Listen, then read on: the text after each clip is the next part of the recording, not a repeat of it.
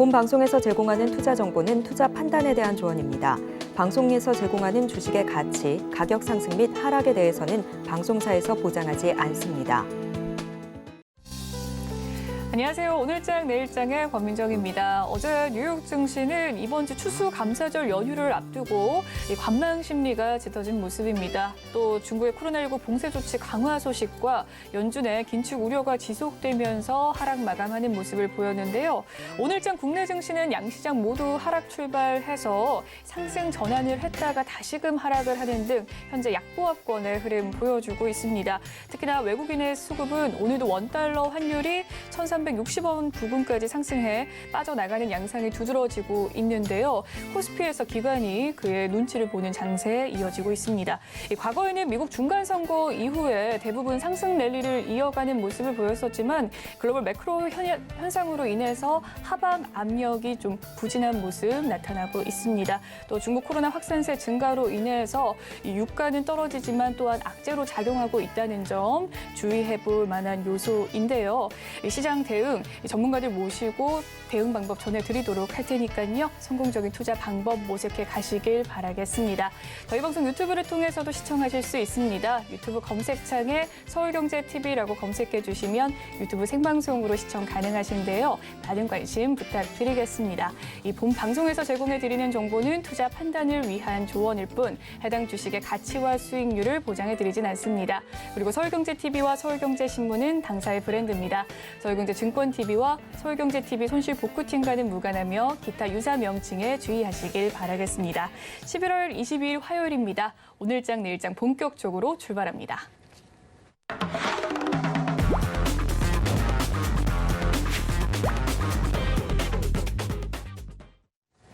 이 시각 보도본부 시간입니다. 오늘은 김혜영 기자와 함께합니다. 어서 오세요.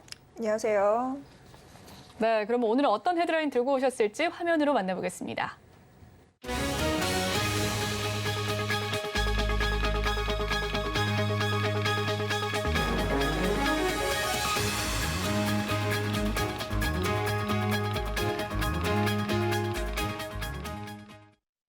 네, 첫 번째 소식은 LG화학과 관련된 이야기입니다. LG화학이 대규모 자금을 투자해서 미국의 양극재 공장을 짓는다고 발표를 했는데요. 이와 관련한 소식 자세하게 전해주시죠. 네, LG화학이 4조 원의 대규모 자금을 투자해서 미국 최대 규모의 양극재 공장 건설에 나섭니다. 이를 통해서 미국의 인플레이션 감축 법안, 이 IRA 법안을 적극 대응한다라는 방침인데요. 생산 규모는 연간 12만 톤 정도에 달할 것으로 지금 예상이 되고 있습니다. 이 생산 규모는 순수 고속 전기차에 120만 대분의 배터리를 만들 수 있는 양인데요. 내년 1분기 공장을 착공을 하고 2025년부터 본격적인 양상에 들어갈 것으로 보입니다. 이후에 생산 라인을 좀 확대해서 2027년부터는 연간 12만 톤의 생산 규모를 달성할 것으로 전망되고 있습니다. 네, 첫 번째 LG화학의 미국 최대 양극재 공장을 건설한다라는 소식을 들어봤고요. 다음은 산업계로 넘어가 보도록 하겠습니다. 삼성전자가 글로벌 TV 시장에서 공고한 점유율을 자랑하고 있다고 하는데 어떤 내용일까요? 네, 삼성전자가 글로벌 TV 시장에서 점유율 1위 자리를 공고히 하고 있습니다. 지금 삼성전자는 글로벌 시장 조사 업체 옴니아에 따르면 3분기까지 금액 기준으로 누적으로 살펴본 결과 30.2%의 시장 점유율을 달성을 했는데요. 쉽게 말해서 전 세계에서 팔린 TV 3대 중 한 대는 삼성전자의 제품이었다라고 보시면 됩니다. 뒤이어서 LG전자가 17%의 점유율을 차지했고요. 이어서는 중국 제품들이 뒤를 이었는데 TCL과 하이센스가 뒤를 이었습니다. 특히나 삼성전자는 4분기 역시나 네오 QLED TV 등 프리미엄 TV를 앞세워서 시장 점유율을 17년 연속 1위 자리를 지켜내겠다라는 방침입니다. 한편 글로벌 TV 시장은 경기 침체에 수요가 조금 둔화되는 모습을 나타냈는데요. 지난 3분기까지 글로벌 시장에서의 TV 판매량은 전년 동기, 지난해와 같은 기간과 비교해서 12% 정도 감소하는 수치를 나타냈습니다. 네, 다음은 물가 소식입니다. 경기 둔화의 그림자가 짙게 드리워지고 있는 가운데 향후 1년의 예상 소비자 물가를 좀 상승률을 기대하는 기대 인플레이션율이 하락했다라는 소식입니다. 어떤 내용일까요? 네, 물가 인식, 물가 상승에 대한 소비자들의 우려가 다소 누그러지는 모습입니다. 지금 한국은행이 오늘 발표를 했는데요. 11월 소비자 동향 조사 결과를 내놨는데 11월 기대 인플레이션율이 한 달 전과 비교해서 하락세를 보였습니다. 수치로 따져보면 0.1%포인트 하락한 4.2%를 기록을 했는데요. 7월에는 역대 최대치까지 오르면서 기대 인플레이션율이 4.7%까지 고공행진한 바가 있습니다. 이와 함께 지난 1년간의 물가 상승을 체감하는 인식 물가 같은 경우에는 역시나 사상 최대치였던 지난달과 비교해서 0.1%포인트 하락을 했고요. 이로써 수치는 5.1%로 집계가 됐습니다. 반면에 부동산 시장에 대한 우려는 여전한 모습입니다. 주택가격 전망지수는 61로 전월과 대비해서 3%포인트 하락을 하면서 4개월째 지금 연속 사상 최저치로 고꾸라진 모습입니다. 네, 지금까지 이시각 보도본부 김혜영 기자와 이야기 나눠봤습니다. 오늘 말씀 감사합니다. 네, 이 시각 증시 시황 브리핑 해드리고 서울경제TV 특징주 소개해드리는 시간입니다. 김혜연 캐스터가 준비하고 있습니다. 안녕하십니까. 캐스터 김혜연입니다. 미증시는 메리데일리 샌프란시스코 연은 총재가 한 금리 인상 속도를 둔화시키는 것이 합당하다라는 이 발언 덕분에 긴축 완화에 대한 기대감이 커진 모습이었죠. 다만 중국의 코로나19 봉쇄 그리고 애플 같은 기술주들이 급락을 하게 되면서 악재와 호조가 공존하게 되면서 미증시 3대 지수는 모두 소폭의 약세를 보이면서 마감을 하게 되었습니다. 오늘 우리 국내 증시는 오전장에 잠시 한때 빨간불을 보이기도 했지만 현재는 낙폭을 확대하고 있는 모습입니다. 네, 그럼 자세한 이 시각 지수 상황부터 살펴보도록 하겠습니다. 네, 코스피 지수가 오후장 들어서 이 하락폭 계속해서 확대를 하고 있는 모습이죠. 현재는 0.4% 내린 2,409포인트대에서 거래되고 있습니다. 오늘 코스피 시장에서는 증권주, 기계 관련주 또 금융업종이 강세를 보여주고 있습니다. 이어서 코스닥 지수도 확인해 보시죠. 네, 마찬가지로 오후장에 낙폭이 이어지고 있습니다. 현재 0.57% 밀려난 714포인트대에서 거래가 되고 있고요.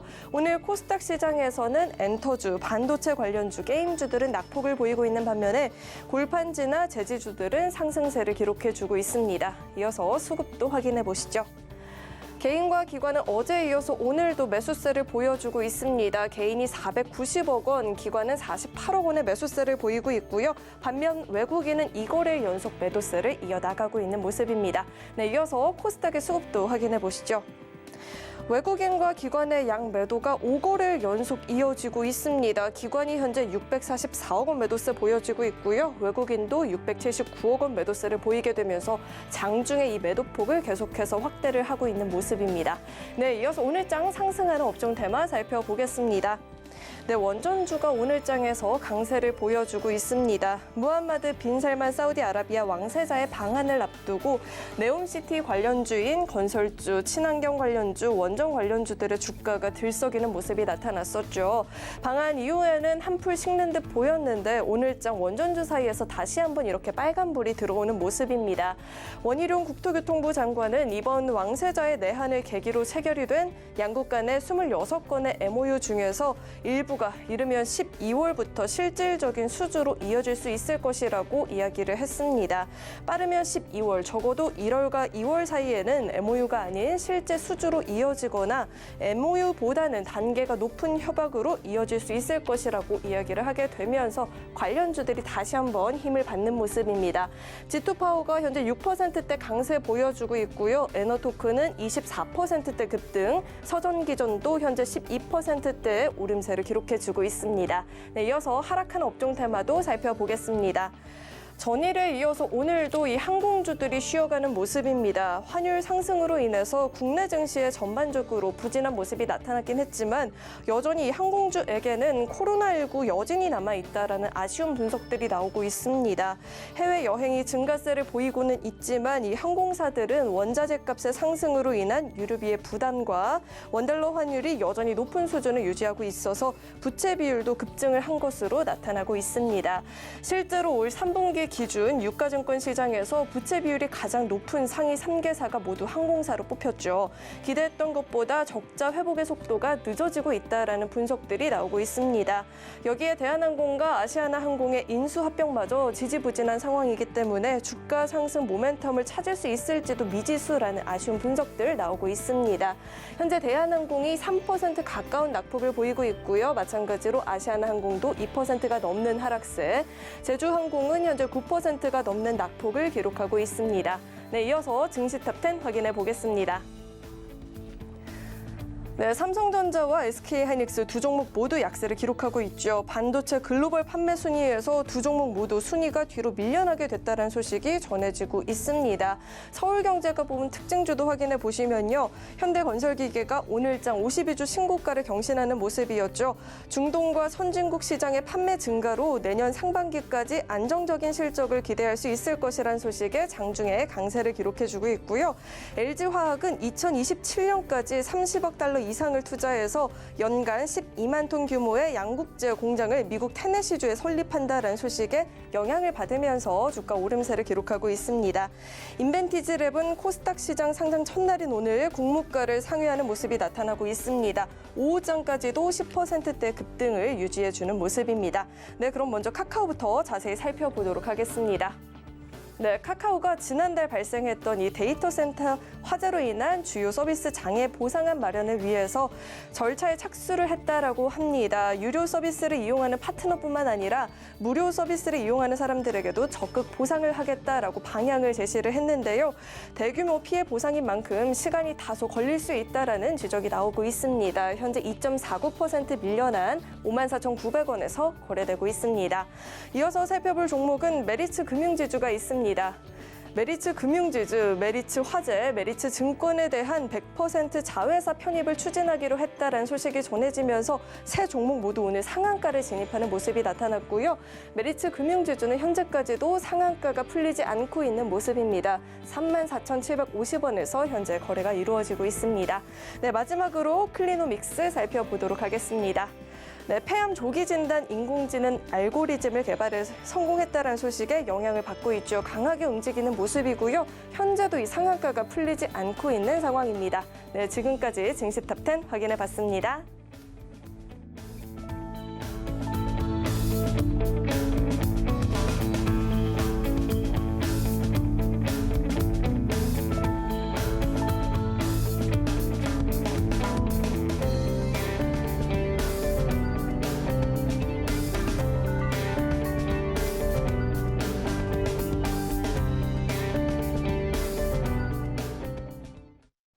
네, 이번 시간은 외국인과 기관의 수급 상황 살펴보는 수급 포착 시간으로 넘어가 보도록 하겠습니다. 오늘은 다울투자증권 영업부 이성훈 차장 연결되어 있습니다. 안녕하세요, 차장님.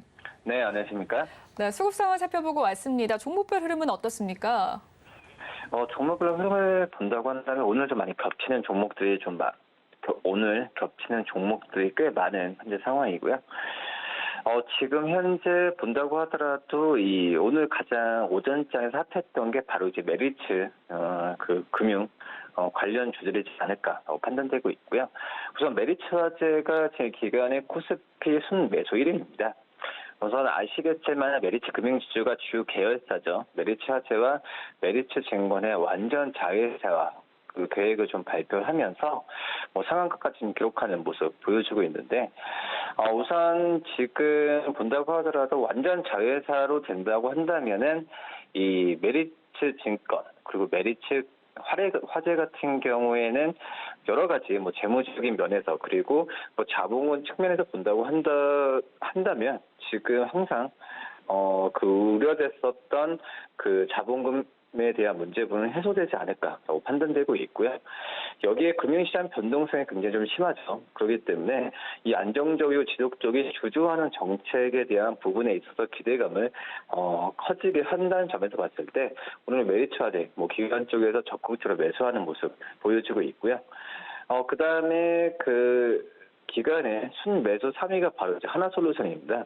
우선 지금 현재 그 하나솔루션에 대한 태양광 사업에 대한 기대감이 점점 커진다라고 볼 수 있겠고, 태양광 사업에 대한 기대감이라기보다도 이제 사업 부분 쪽에서의 태양광에 대한 박차를 더 가하지 않을까라는 게 그 의견이다라고 생각이 되고 있고요. 지금 현재 본다고 하더라도 이 화학 쪽, 그러니까 하나 솔루션의 화학 쪽에서 사업 부분은 계속 적자를 기록하고 있죠. 그런 점에서 봤을 때 이 태양광 쪽에서의 드라이브를 건다는 그런 의견이다라고 좀 생각이 되고 있고요. 그러기 때문에 지금 이제 하나솔루션의 태양광 쪽으로의 사업 부분에 대한 박차는 시장에서는 좀 긍정적 평가를 받고 있는 현재 상황이다, 이렇게 정리할 수 있겠습니다. 네, 이 시각 수급 특징주의 흐름에 대해서 살펴봐 주셨습니다. 메리츠 화재와 또 하나솔루션에 대한 이야기 자세하게 살펴봤는데요. 그렇다면 차장님께서 포착한 오늘의 특징주 무엇일까요? 우선 외국인들이 코스닥에서 순매수 2위죠. 바로 이제 SM을 말씀을 드릴 텐데, 우선 SM뿐만 아니라 엔터주에 대한 관심이 많이 높습니다. 우선 지난주에 하나은행 해제도 있었고, 여러 가지 이 3분기 실적 우려감이 주가에 선반영됐던 감이 좀 있었는데, 이제 그런 부분이 3분기 실적을 발표한 이후에 시장 예상치가 너무 낮았던 것 같아요. 그러면서 시장 예상치 대비해서 높게 이 대부분의 기업들 나온 이후에 이 저가 매수가 많이 몰리고 있다라고 좀 볼 수 있겠고요. 특히 이제 이 안에서 SM 같은 경우에는 이 라이크 계약이 좀 조기 종료되면서 이 디스카운트 요인도 좀 발생한 상황이다라고 좀 볼 수 있겠고요. 그러니까 디스카운트 요인이 발생했다는 것보다는 디스카운트 요인, 그중에 우려감이 좀 해소됐다라고 해석할 수 있겠죠. 그러면서 SM에 대한 어떤 저가 매수에 대한 부분은 기관과 또 이제 외국인의 중심으로 많이 들어오고 있다라고 좀 생각이 되고 있고, 지금 현재 앨범 판매량 본다고 하더라도 에스파, NCT 127 여러 가지 주력 아티스트들의 이 판매 부분은 많이 늘어가는 수치다라고 좀 볼 수 있겠고, 그 중요한 부분은 라이크 계획에 대한 계약 조기 종료되면서 어떤 재무적인 면에서 봤을 때는 더 좋아질 어떤 비용 부분 절감 차원에서 더 좋아질 가능성이 굉장히 좀 있지 않을까라고 좀 판단이 되고 있습니다. 그러면서 SM에 대한 관심을 꾸준하게 좀 가져야 되는 게 맞지 않을까라고 좀 생각이 되고 있고, 이 엔터업종 안에서 이 JYP 엔터 같은 게 실적주로 관심을 받고, 그리고 SM 같은 경우에는 단기 어떤 악재 해소 악재 이벤트 관점에서 접근하는 게 맞지 않을까라고 좀 생각이 되고 있고요. 이 목표가는 8만 원, 그리고 손절가는 6만 원 말씀드립니다. 네, 오늘 이성훈 차장 포착 특징주는 엔터주 SM 가지고 와주셨고요. 목표가 8만 원 제시해 주셨습니다. 지금까지 다우투자증권 영업부 이성훈 차장과 함께했습니다. 오늘 말씀 감사합니다. 네, 감사합니다. 네, 오늘 시장을 주도하는 업종과 이슈에 대해서 심층 분석해보는 마켓 로드맵 시간으로 넘어가 보도록 하겠습니다. 오늘은 LG화학이 미국의 최대 규모의 양극재 공장을 건설한다라는 이슈 속에서 투자 전략 마련해볼 참인데요. 교보증권 스마트 영업부 사용강 차장님 나와 계십니다. 어서 오세요. 네, 안녕하세요. 네, 이 LG화학이 이 4조 원을 투자해서 미국 네. 최대 규모의 양극재 공장을 건설합니다. 이 미국 ARA법 등 글로벌 전지 소재 시장의 변화에 좀 대응하기 위한 네. IRA법이죠. 네네.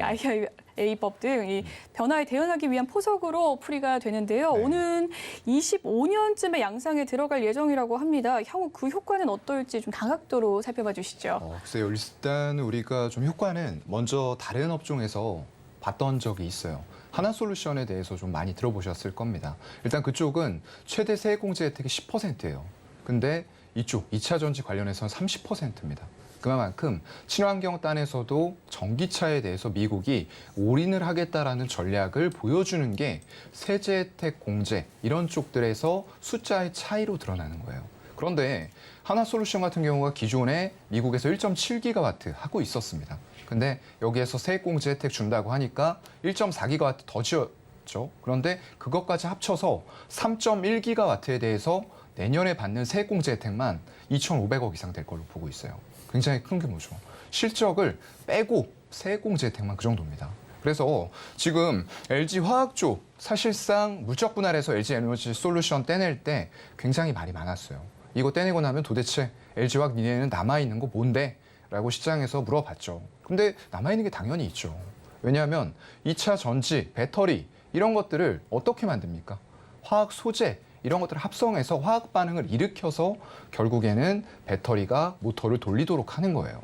그렇기 때문에 결코 LG에너지 솔루션을 떠낸다고 해서 그쪽에 남아있는 게 없다라는 부분은 완전히 잘못된 생각이죠. 네, 그래서 시너지 효과가 충분히 날 수 있는 물적 분할이었다. 다만 이제 그 당시에 물적 분할이 워낙에 이슈가 되다 보니까 주주라던가 굉장히 질타를 많이 받았던 부분들은 있겠으나 그래도 지분 지금 잘 가지고 있고요. 그 지분 가치는 날이 갈수록 증대가 되고 있습니다. 외국인들 우리나라 배터리 3사, 특히나 SK이노베이션보다는 지금 삼성 SDI와 LG에너지 솔루션에 집중하는 모습도 보여주고 있어요. 지분이 계속 늘어나면서 주가도 최고점 부근을 넘어서려는 이런 움직임들이 나오고 있는 거거든요. 그래서 결국은 이런 세액공제 혜택과 지금 글로벌 고객사들도 IRA 쪽에서 보조금을 받기 위해서는 광물, 소재 이런 쪽들을 미국이라던가 미국과 FTA가 체결된 나라 쪽에서 조달을 하는 이런 흐름들이 반드시 나와야 돼요. 그런 관점에서 굉장히 큰 효과를 노릴 수 있는 두 가지를 다 잡을 수 있는 포석이 아니었나라고 생각이 되는 그런 발표였습니다. 네, 그렇군요. LG화학이 물적 분할을 하긴 했지만 앞으로의 전망이 좀 기대해 볼 만하다라는 이야기를 해주셨습니다. LG화학은 좀 테네시 양극재 공장을 통해서 세제 혜택, 앞서 말씀해 주신 혜택을 비롯해서 뭐 글로벌 고객사와 광물과 원자재 공급망 협력을 좀 기대하고 있는 바가 있다고 하는데 LG 엔솔이라는 자회사를 보유한지라 이 내재화율 정책에 담보된 출하량 또 기대해봐도 되지 않겠습니까? 그 규모는 좀 어느 정도 될까요? 맞아요. 일단은 아까 25년도 일단 양산이 시작이 될 텐데요. 최종적으로는 27년까지 12만 톤 규모의 양극재를 출하하려고 지금 계획을 잡고 있어요. 근데 그게 지금 전기차 요즘에 이제 보면은 굉장히 거리를 짧게 주행하는 차량이 있고요. 500km 이상을 가면 롱레인지 모델이라고 합니다. 그런 차량들이 당연히 아직까지는 인기가 많죠. 왜냐하면 전기차 충전 자주 하고 싶은 사람이 누가 있겠습니까? 그렇다 보니까 이런 롱레인지 모델들이 많이 팔리는 거고요. 그런 500km 이상을 한번 충전을 함으로써 달릴 수 있는 그런 차량에 무려 1,200만 대, 지금 120만 대죠. 120만 대 규모로 들어갈 수 있는 양이에요. 12만 톤이라고 하면요. 그래서 대당 롱레인지 모델 기준으로 이런 한 100kg 정도의 양극재가 들어간다라고 현재 수준에서는 생각을 하시면 될 것 같고요. 이건 지금 하이니켈단에서 우리나라가 두각을 더 보이고 있는 이런 상황이기 때문에 기술의 발전에 따라서 점점 더 한 번 충전으로 갈 수 있는 주행거리는 늘어날 거다. 이것도 여러분들이 같이 기억을 하셔야 될 것 같아요. 그래서 일단 아까 LG에너지 솔루션 말씀하셨는데 꼭 이런 자회사를 가지고 있지 않더라도 이 양극재 만드는 거 안 팔릴까요? 제가 볼 때는 파는 대로 족족 나갈 겁니다. 그만큼 수요가 이미 공급을 넘어서고 있는 흐름들이 만들어졌는데 지금은 인플레이션이라던가 어떤 경제가 조금 어렵다라는 부분 때문에 침체 이런 얘기가 나오다 보니까 살짝 소비가 둔화가 될 수는 있어요. 하지만 이런 비싼 가격의 자동차 딴에서는 수요를 가지고 있는 사람들에 대해서는 가격적인 부분들이 크게 영향을 미치지 않는다라는 부분들이 될 거예요. 왜냐하면 내연기관차라던가 이런 것들은 수요가 감소했습니다. 하지만 이런 전기차나 이런 부분들은 아직까지 인프라가 100% 확보가 된 게 아님에도 불구하고 사려는 수요들이 꾸준히 대기를 하고 있고요. 그만큼 판매량도 전월 대비, 전년 동기 대비 계속적으로 증가하는 추세에 있다 이거죠. 네, LG 엔솔을 보유했던 LG화학입니다. 이 회사의 시너지에 대해서 알아봤는데요. 일단 2027년 기준으로 전기차가 120만 대 규모로 좀 확장할 수 있다. 생산하는 대로 팔 수 있다라는 이야기를 해주셨는데 역시나 좀 수요보다 공급이 적고 수요가 더 많은 것이 기대되는 규모일 것 같습니다. 한편 LG 에너지 솔루션을 제외한 LG화학 사업 자체만을 좀 따져본다면 이 전통 사업인 석유화학 부분의 매출과 영업이익은 좀 지속적으로 감소하는 추세라고 하는데요. 맞아요. 다만의 이 첨단 소재 부분은 꾸준히 성장하고 있고요. 네. 이 석유화학 시황의 악화로 인해서 LG화학의 좀 새로운 성장 동력은 첨단 소재와 배터리가 좀 자리매김하게 될지 궁금하고 네. 또 주가는 어느 정도 상승을 할 수 있습니까? 맞아요. 일단은 지금 첨단 소재도 굉장히 좋은 분야예요. 하지만 배터리가 확실한 미래의 성장 동력으로 자리를 잡았다라고 생각이 되는 부분이고요. 거기다 첨단 소재까지 친환경 위주로 해서 여러 가지를 같이 하고 있습니다. 당연히 지금 기초화학 쪽은 굉장히 좋지 않아요. 경기 침체 우려 때문에 그리고 코로나라던가 러우 전쟁 이런 여파 때문에 아직까지 수요가 살아나지 못하고 있고요. 얼마 전에 반짝 이런 종목들이 조금 움직임이 있었어요. 기초화학 쪽에서 에틸렌을 기반으로 한 금호석유라던가 롯데케미칼 뭐 이런 쪽들의 대한유화 움직임들이 있었죠. 하지만 롯데케미칼이 조금 약간 초를 치는 그런 유상 증자가 나왔죠. 네. 자금을 굉장히 많은 곳들에서 수혈해서 롯데건설에다가 넘기겠다. 이런 얘기들 나오면서 또 흐름이 일단은 꺾여 있는 상태예요. 물론 다시 갈 수도 있다라고 보지만 그만큼 기초 소재 쪽은 지금 중국의 수요 둔화라던가 여러 가지 말씀드렸던 요인 때문에 쉽지가 않다라는 거죠. 그래서 우리가 봐야 될 부분들은 결국에는 하이니켈 양극재예요. 지금 중국 쪽이 가장 큰 곳 아니냐라고 반문하시는 분들도 있어요. 근데 그쪽은 리튬 인산철이라는 진입, 엔트리 모델에 들어갈 수 있는 저가형 배터리가 주를 이루고 있어요. 물론 안정성이 뛰어나기 때문에 여러 가지 모델들, 시장이 개화가 되고 커지기 시작을 하면서 이 중대형 단, 그리고 SUV 모델을 찾는 수요도 있을 테지만 아직까지는 내연기관차 대비해서 비싸니까 그리고 인프라도 아직 안 갖춰졌잖아 라고 생각을 하면서 조금 짧은 주행거리, 저가형 모델의 엔트리 차량을 찾는 수요도 분명히 있을 거란 말이죠. 근데 그거 어려운 기술 아닙니다. LG에너지솔루션과 삼성 SDI 뭐 마음만 먹으면 언제든지 설비 갖춰서 생산을 할 수 있단 말이죠. 근데 하이니켈은 그렇지가 않아요. 중국과는 이미 기술 격차가 충분히 벌어져 있다라고 생각이 되고요. 그래서 지금 CATL이라던가 BYD 향후 미래의 전기차 트렌드를 보고 분명히 이런 하이니켈 양극재 준비를 하고 있습니다. 하지만 따라잡기까지는 시간이 많이 걸릴 거라고 저는 좀 생각을 하고 있는 거고요. 그런 관점에서 일단 친환경 첨단 소재도 굉장히 좀 중요한 부분이 될 것 같아요. 재활용이라던가 바이오, 신재생 에너지단 이런 쪽에서도 점점 많은 소재들이 필요가 한 그런 상황이에요. 그래서 이런 쪽들도 지금 사업 부문에서 굉장히 매출의 핵심적인 역할을 해줄 수 있는 그런 역할이 될 것 같고요. 항암하고 당뇨 영역 이거는 조금 생소하신 분들도 있을 겁니다. 그런데 LG화학 쪽에 이런 의약, 제약 부분도 있다라는 것 정도만 인식을 하시면 될 것 같고요. 워낙에 다른 쪽의 매출 비중이 크다 보니까 이쪽은 아직까지 미미해요. 그런데 시장이 좋아질 땐 뭐죠? 이런 의약, 바이오, 제약, 신약 이런 쪽들은 밸류를 높여줄 수 있는 요인들이 되는 거거든요. 그래서 같이 챙겨보시면 좋을 것 같고요. 일단 주가상에서는 글쎄요. 제가 생각했을 때는 지금 아직까지 100만 원 목표가 나온 곳들은 없는 것 같은데 지금 배터리 성장만 본다고 하더라도 내년에는 황제주 100만 원 진입 충분히 가능하다라고 봅니다. 네, LG화학의 향후 성장 동력에 대해서 좀 알아봤습니다. 먼저 양극재, 이 하이니켈 중심으로 성장이 좀 지속될 것이다라는 이야기를 해주셨고요. 또 친환경 첨단 소재 중에서 재활용 바이오, 또 신재생 에너지 부분에서 좀 할인율을 제거할 수 있는 요소가 있다라는 이야기와 더불어서 향후 좀 성장 동력으로 항암과 당뇨 영역 쪽에서 집중적으로 신약을 개발할 것이다라는 이야기를 해주셨네요. 내년에는 황제주로 또 진입 가능성 또한 엿볼 수 있는 종목이었다라는 이야기를 해주셨습니다. 최근 배터리 금속의 이 공급이 좀 수요를 뒤따라가면서 가격 정점에 근접했다라는 관측이 나오고 있습니다. 특히나 골드만삭스는요, 세계 최대 전기차 시장인 중국의 수요 둔화로 인해서 배터리 금속 가격에 하방 압력을 가할 것으로 전망을 하기도 했는데요. 향후 배터리 시장에 어떤 판도의 변화를 좀 예상해 볼 수 있을지 궁금하고 투자자들은 어떤 대응 전략을 마련해야 될까요? 글쎄요. 제가 개인적으로 생각했을 때는 아까도 말씀드렸던 여러 가지 요인들이 수요를 살짝 위축시키는 부분은 있어요. 근데 이게 계속 지속이 될까라고 생각해보면 아닌 거죠. 결국은 인플레이션, 미국의 금리 인상도 시간이 지나면 다 해결되리랍니다. 그래서 결국에는 지금 큰 흐름으로 바뀌어 있죠, 이미.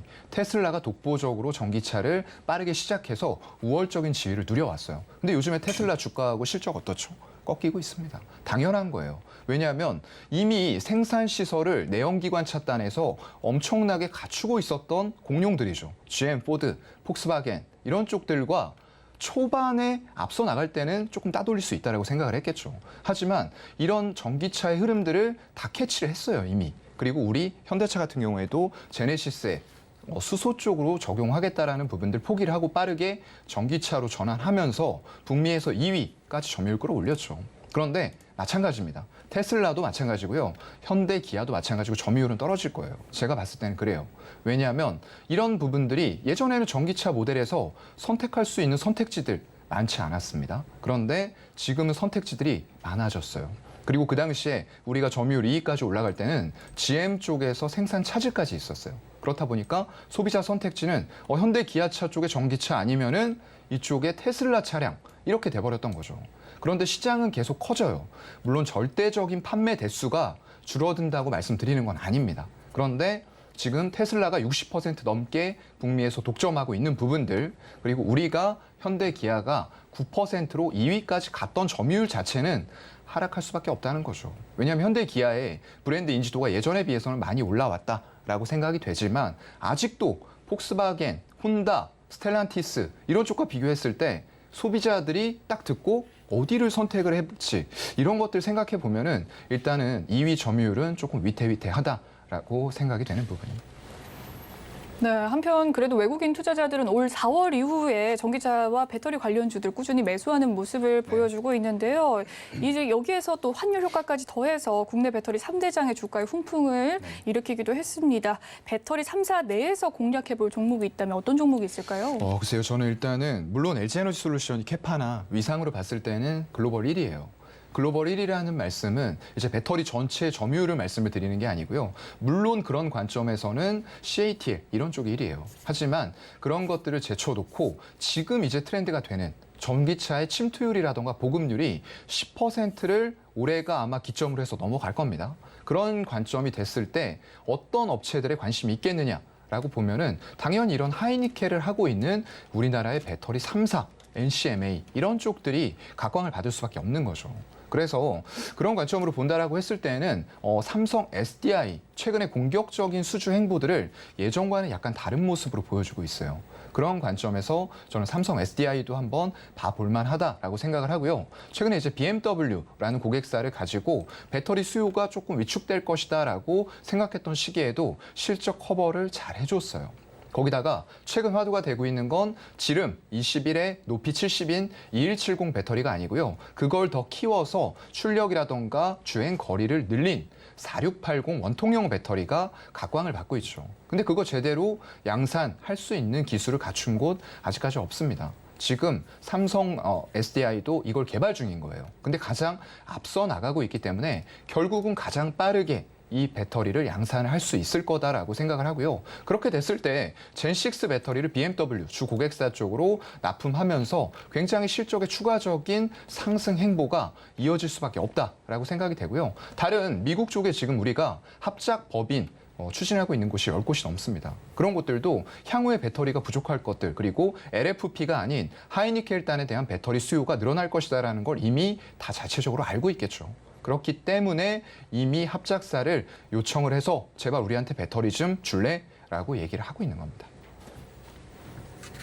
네, 외국인 투자자가 계속해서 배터리 관련주에 추가 매수를 하고 있는데 삼성전자 탑픽 종목으로 제시를 해주셨거든요. 네. 가격 제시 좀 해주시겠습니까? 목표가 어느 정도 예상해보면 좋을까요? 네, 최근에 주가 상승이 좀 가파르게 있었어요. 지금 9월 말 정도의 바닥을 다지고 한 55만 원대에서 올라왔습니다. 급하게 올라왔죠. 그 올라온 가격이 작년 11월 고점이었어요. 그렇다 보니까 76만 원을 돌파 2번 시도했는데 제대로 돌파하지는 못했습니다. 일단 좀 꺾이는 와중이고요. 다만 외국인의 지분율은 계속 유지가 되고 있어요. 기관들의 연말 수익 실현 게임들, 이런 수익률 게임들이 조금 펼쳐지고 있다라고 생각이 돼서 너무 기회를 줄지 안 줄지는 모르겠습니다. 하지만 너무 급하게 매수하지 마시고요. 매수는 한 61만 원 부근, 한 121선 살짝 위쪽입니다.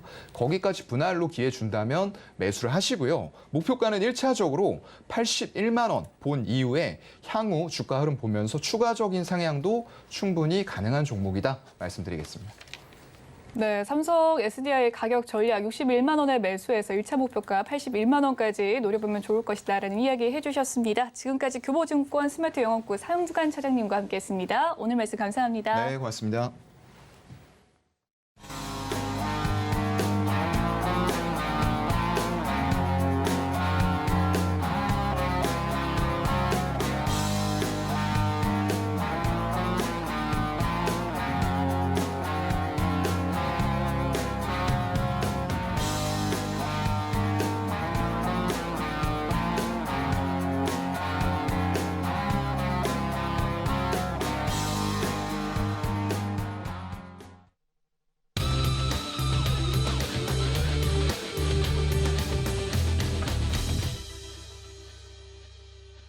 마켓 리더들과 함께 시장의 핵심 이슈를 짚어보는 이슈 칼럼 시간으로 넘어가 보도록 하겠습니다. 오늘은 SPM의 김용진 대표와 함께합니다.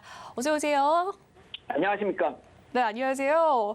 네, 글로벌 투자 전략에 대해서 이야기를 해보도록 하겠습니다. 글로벌 주식시장 동반 조정의 모습 보이고 있는 상황인데 이러한 모습 조금 더 이어질까요? 네, 단기 상승폭이 적지 않았기 때문에 나타날 수 있는 자연스러운 조정이다 이렇게 볼 필요가 있다라고 생각이 되고요. 지난 7월의 상승하고도 좀 비슷한 양상이다 이렇게 볼 수가 있죠. 상승폭 자체도 비슷합니다. 코스피가 그때 12% 정도 올랐고요. 나스닥이 24% 정도 올랐는데 이번에는 나스닥이 한 16% 좀 적게 오르고요. 코스피가 상대적으로 좀 많이 올랐습니다. 17% 정도 올랐습니다. 그 이후에 조정을 지금 보이고 있는 그런 양상인데 오늘 오전 11시 기준으로 뽑아보니까 나스닥이 고점 대비 한 4% 정도 그리고 코스피는 3.6% 정도 하락을 했습니다. 그래서 전체 상승폭에 대한 조정 비율을 구하면은 나스닥이 상승의 38% 그리고 코스피는 24% 정도 조정을 보였기 때문에 조정 비율로 접근했을 때는 1차적인 지지 레벨에 지금 나스닥과 코스피 모두 다 접근한 상태다 이렇게 볼 수가 있겠죠. 만약에 코스피가 나스닥처럼 뭐 38% 조정 비율을 보인다 이렇게 계산하면은 2,317포인트가 나오기 때문에 지금보다 뭐 한 90포인트 정도 더 빠질 수가 있을 것 같은데 그것은 이번에 지지 레벨을 더 무너뜨리고 내려갔을 때에 그렇게 될 것이다 이렇게 생각이 되고 단순히 기술적으로만 접근할 것뿐만이 아니라 그러한 악재가 나타날 것인가에 대해서 생각해보면 연휴 쪽으로 들어가고 있는 미국 시장 같은 것을 감안했을 때 향후에는 기간 조정이 되지 않을까 이렇게 생각이 들고요. 그래서 기간 조정으로 이어진다라고 한다면 그렇게 걱정할 상황은 아니다 이렇게 생각이 됩니다. 그리고 자산시장 전체를 봤을 때도 그렇게 큰 조정이 나타날 만한 흐름이 아니라는 점이 어느 정도 유추가 되는데요. 국제시장을 중심으로 한번 본다면은 오늘 표 첫 번째 표를 보면은 미국의 10년물 국제선물 이 흐름을 봤을 때 상당히 기간 조정 흐름이 안정적으로 나타나고 있기 때문입니다. 이 저점을 형성을 하고 반등을 만들었었던 과거 흐름을 제가 표시를 했는데요. 붉은색 왼쪽에 타원하고 푸른색 타원, 그다음에 오렌지색 세 개가 타원으로 그려져 있는데 붉은색 타원이 이제 7월에 자산시장이 전체적으로 베어마켓 랠리를 보였었던 그때고요. 그다음에 푸른색 선은 비슷하게 자리를 만들다가 무너졌던 9월의 흐름이죠. 그래서 이번에는 어느 쪽을 따라가느냐 이렇게 봤을 때 보시면은 딱 이렇게 이해가 가듯이 이 붉은색 타원 같이 흐름이 가고 있다 이렇게 보면은 지금 나타나고 있는 조정 흐름이 또 2차 상승을 만들기 위한 그러한 조정 흐름이다 이렇게 자연스러운 조정이다 이렇게 볼 수가 있겠죠. 기술적으로 오렌지색 타원하고 비슷한 레벨에서 지금 조정세를 보이고 있는데 우리가 흔히 얘기하는 이렇게 역헤드 앤 숄더 뭐 이런 패턴 있죠. 그 모습으로 감안한다면 오렌지색 타원 같은 그런 조정을 보이고 난 이후에는 다시 반전 포인트로 재상승을 할 수 있을 것으로 해석이 가능한데 그것을 타이밍상으로 따져본다라고 한다면 12월 초중순 정도가 나오겠죠. 그것이 언제냐 타이밍상을 따져보면 12월 FMC 회의가 그때쯤이라는 것이죠. 결국 조정 이후에 FMC 회의에서 어떤 또 후대성 재료가 나온다라고 한다면 2차 상승으로 이어질 수가 있을 것이다 이렇게 볼 수가 있겠고 그때까지 그러니까 FMC 회의까지 지금 거래일수로 한 14일 정도 남았는데 그때까지 상승하지 못해도 기간 조정으로 이어지는 정도 충격이 크게 나타날 확률은 그렇게 크지 않다 이렇게 볼 필요가 있어 보이고 그렇게 됨으로써 우리가 국채 쪽을 계속 제가 투자를 이제 기회를 보자 이렇게 계속 말씀을 드렸는데 실전으로 우리 한번 그 그림을 한번 두 번째 그림을 보면서 이렇게 접근을 해보면은 붉은색 박스권을 제가 표시를 했는데요. 여기서 이제 푸른색 선이 미국 10년물 국채 금리 흐름이고요. 위에 쪽 선이요. 그 다음에 아래쪽에 초록색 선이 그와 연동된 미국의 채권 ETF고 붉은색 선이 우리나라의 장기 채권 ETF 흐름입니다. 그래서 금리 흐름에 따라서 저렇게 이제 ETF가 빠르게 반전 포인트 만들어서 수익률이 나온다라는 것인데 지금 저점 대비 한국의 ETF가 수익률이 17% 정도 나오고 있고요. 미국 같은 경우가 11% 정도 나오거든요. 금리가 이제 향후에 뭐 상승을 해서 시장에 충격을 준다, 채권 시장 쪽에 충격을 준다라고 이렇게 만약의 경우를 가정했을 때 우리가 공포스럽게 접근하는 그럴 타이밍이 아니라 전 저점 정도 되면은 이제는 좀 본격적으로 물량을 많이 담을 수 있는 그런 타이밍으로 볼 필요가 있다.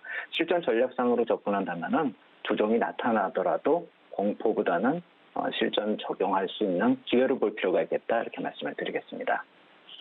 네, 현재 글로벌 시장 좀 조정 속에서 국면하고 있는 상황 속에서 상승의 전망에 대해서 알아봐 주셨습니다. 일단은 1차적인 지지 레벨에 나스닥과 코스피가 진입되어 있다라는 이야기 속에서 향후에 좀 기간 조정이 이어질 것이다라고 이야기를 해 주셨는데 이 기간 조정의 기간은 12월 초 중순인 FOMC 회의 전까지라고 이야기를 해 주셨습니다. 회의 내용 이후에 상승 가능성 내다봐 주셨네요. 시장에서는 좀 미국의 기준금리에 대한 전망이 엇갈리고 있는 상황인데요. 최근에 나오는 경제 지표를 좀 근거로 해봤을 때 통화 정책이 더욱더 강화될 가능성 있습니까? 글쎄요, 저는 그렇게 생각이 되지가 않는데요. 이제 페드 인사들이 최근에 어떤 금리에 대해서 좀 안 좋게, 그러니까 좀 높게 부르는 그런 경향들이 있죠. 목표 금리에 대해서요.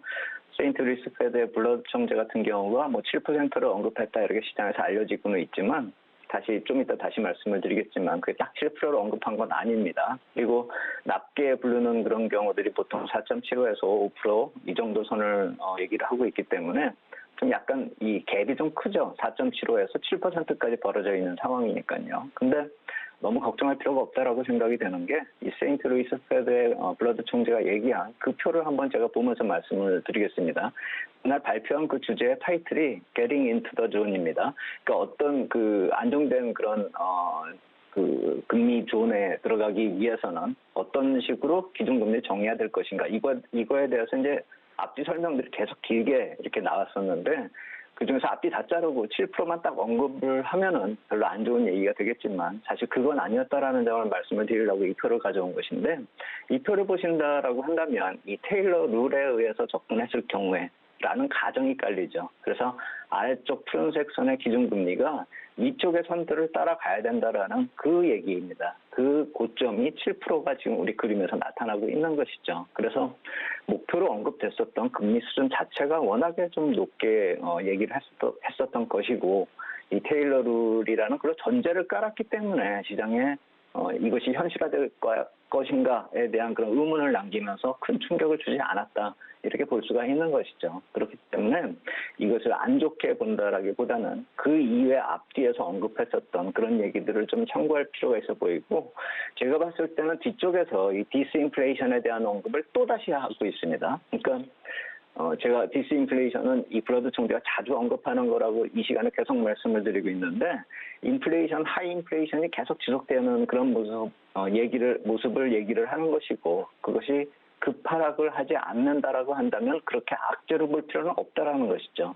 그렇기 때문에 새롭게 나타난 낙다기보다는 예전처럼 언급해왔었던 그 고인플레의 지속 가능성 그것을 볼 필요가 있어 보입니다. 그것은 시장이 안 좋게 볼 필요가 없다라는 것이 시간이 가면 갈수록 그것이 2%로 수렴하는 그 과정으로 볼 수가 있기 때문이죠.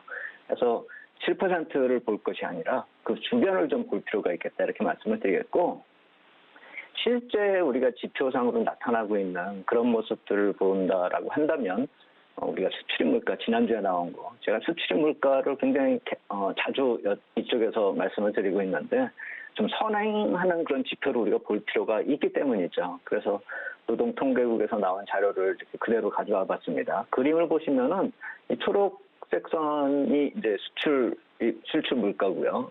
그리고 붉은색 선이 이제 수입 물가입니다.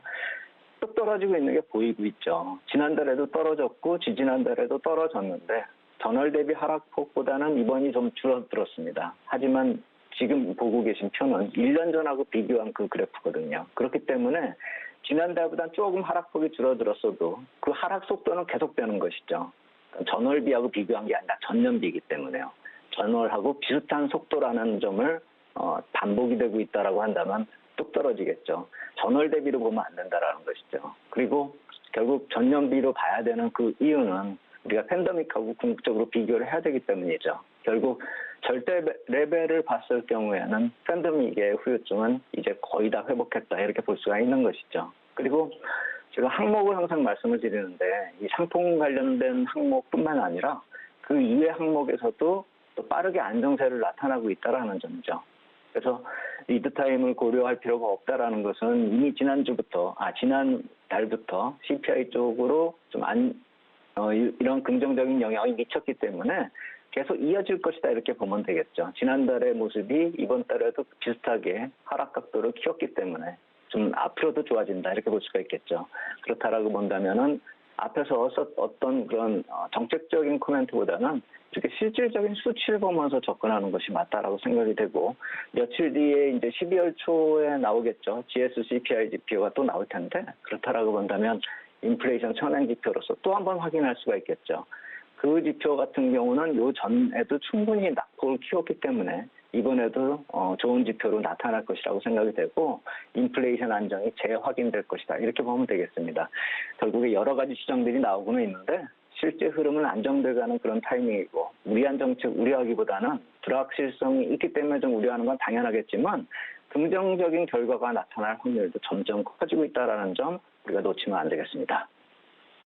네, 엇갈리는 미국 인사들의 기준금리 전망 속에서 이 제임스 블러드 총재의 디스인플레이션 언급은 이미 좀 많은 이야기를 한 바이기 때문에 악재로 볼 필요성은 없다라는 이야기를 해주신 것 같은데요. 그렇다면 이 인플레이션과 금리의 부정적인 영향은 좀 낮아지고 있는 상황인 것 같습니다. 단기 상승의 부담이 해소될 것이다라는 설명을 해주신 것 같은데 그렇다면 조정 이후에 재상승 가능성 어떻게 보십니까?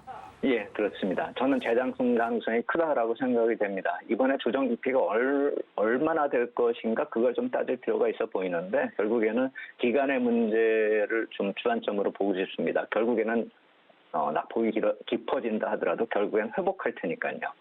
그렇게 보는 이유가 몇 가지가 있는데 이 페드하고 재무부가 주는 시그널이 좀 확실하다는 점은 지난번부터 계속 말씀을 드리고 있는데 달러 유동성 조절을 계속 조절을 지속하고 있다는 것이죠. 수합을 통해서 또 그리고 국채 발행량, 그다음에 시장 개입 이런 쪽을 통해서 부족하지 않을 정도로 딱 유지를 시키고 있는 것이죠.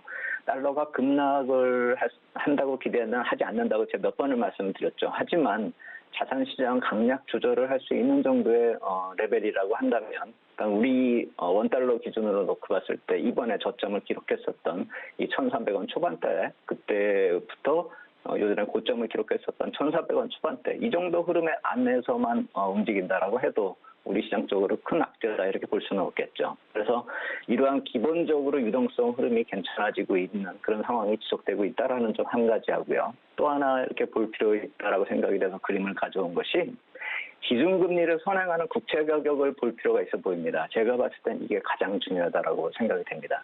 기준금리를 선행한다라는 얘기, 제가 이 표를 아마 한 3달 전쯤에도 가져왔었습니다. 언젠가는 저 푸른색 선, 10년 국채가 이 붉은색 선, 기준금리를 하향하는 그때가 다시 시장이 재상승을 하는 그런 타이밍으로 들어서는 그런 시그널이 될 것이라는 점, 그것이 검은색 박스권으로 표시한 2016년에서 나타났었던 2016년에서 2019년까지 나타났었던 그 모습 이후에 어떤 모습으로 이어졌는지가 우리가 반복될 가능성이 크다라는 것이죠.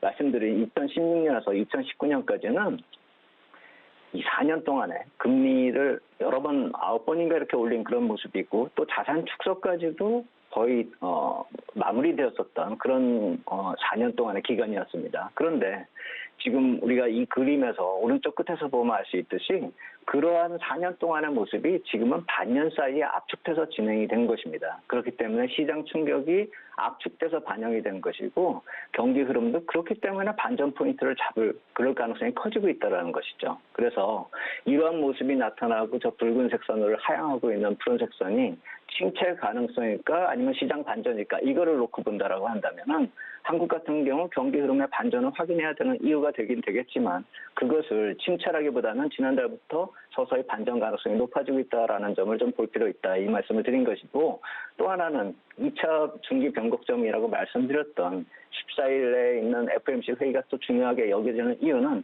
이러한 변곡점이 다가오고 타이밍이 다가오고 있는 사이에서 어떻게 또 금리 정책을 변경시킬 수 있을 것인지 피벗이 정말 나타날 가능성이 커지고 있다는 점에서 우리가 2차 변곡점으로 다음 달 14일에 FOMC 회의를 주목할 필요가 있겠다.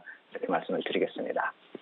네, 지금까지 에스핀 김용진 대표와 함께 글로벌 증시에 따른 투자 전략 함께했습니다. 오늘 말씀 감사합니다. 감사합니다. 본 방송에서 제공해드리는 정보는 투자 판단을 위한 조언일 뿐 해당 주식의 가치와 수익률을 보장해드리진 않습니다. 그리고 서울경제TV와 서울경제신문은 당사의 브랜드입니다. 서울경제증권TV와 서울경제TV 손실복구팀과는 무관하며 기타 유사 명칭에 주의하시길 바라겠습니다. 오늘 준비한 소식은 여기까지고요. 잠시 후 마감 임박 60분의 승부도 많은 시청 부탁드립니다. 저는 내일 다시 찾아뵐게요. 시청해주신 여러분 고맙습니다.